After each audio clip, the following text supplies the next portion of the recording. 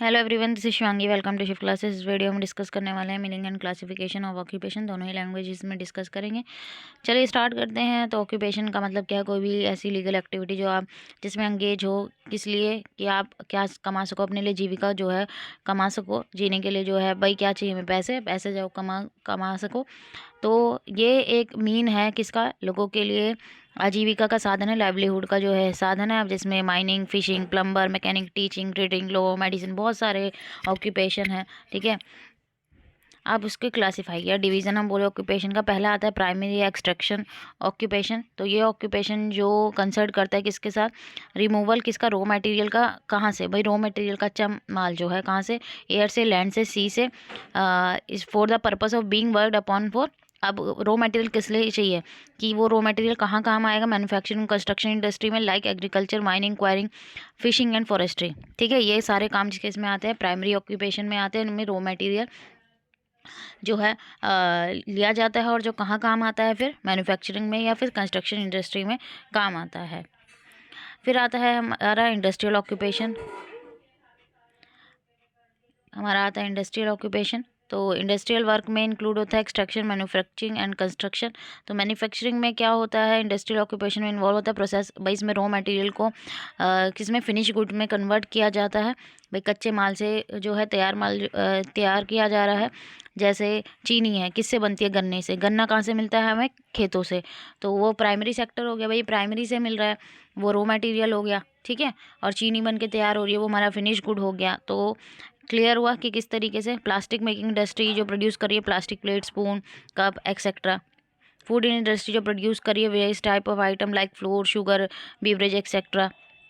भाई आटा, आटा कैसे बनता है? गेहूं से। और गेहूं हमें कहाँ से मिलता है? गेहूं हो गया हमारा रॉ मटेरियल, उससे क्या बन के तैयार हो रहा है? आटा। क्लियर हुआ? तो वो हमारा तैयार माल हो गया, फिनिश गुड हो गया। टेक्सटाइल इंडस्ट्री को भाई अलग अलग तरीके के क्लोथ किसके लिए चाहिए? इंसान को पहनने के लिए अलग अलग तरीके के क्लोथ चाहिए, और वो कौन बना के दे रही है? Textile industry. और उसके लिए रॉ मटेरियल उसे कहाँ से मिलेगा? एग्रीकल्चर से मिलेगा। ठीक है, मैकेनिकल इंजीनियरिंग इंडस्ट्री प्रोड्यूस कर रही है सभी टाइप के और साइज़ की मशीनरी, इक्विपमेंट।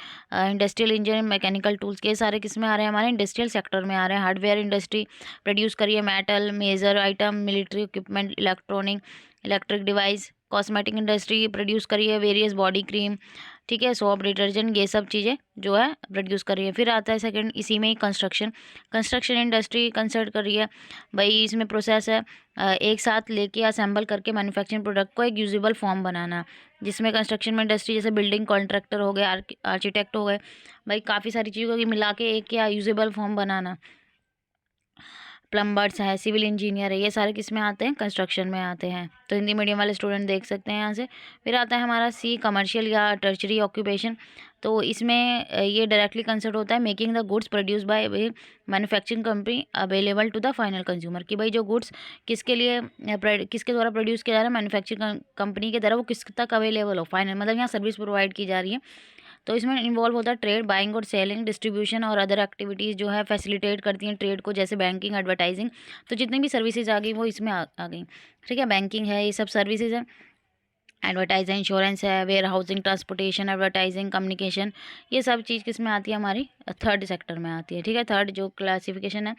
तो इन सबको कंप्लीट करने के लिए process of production, service of commercial worker are.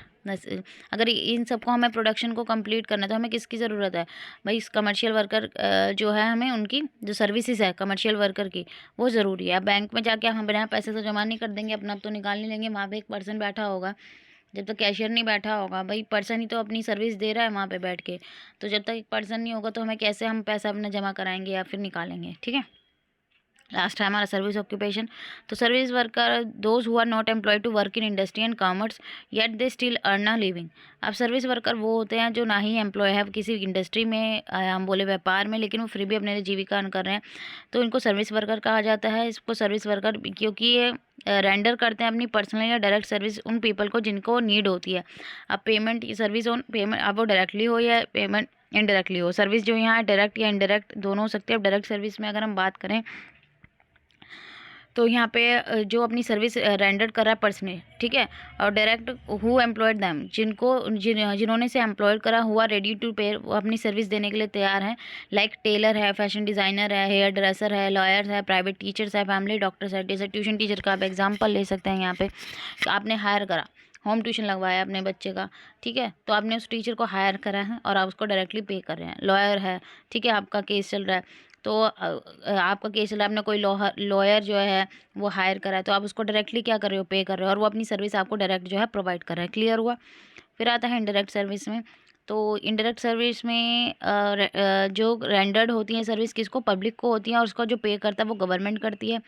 Indirect service जो प्रोवाइडीज होती है directly not paid by the public, ठीक है, पब्लिक को डायरेक्टली दी जाती है लेकिन पब्लिक उसके लिए पे नहीं करती, गवर्नमेंट करती है।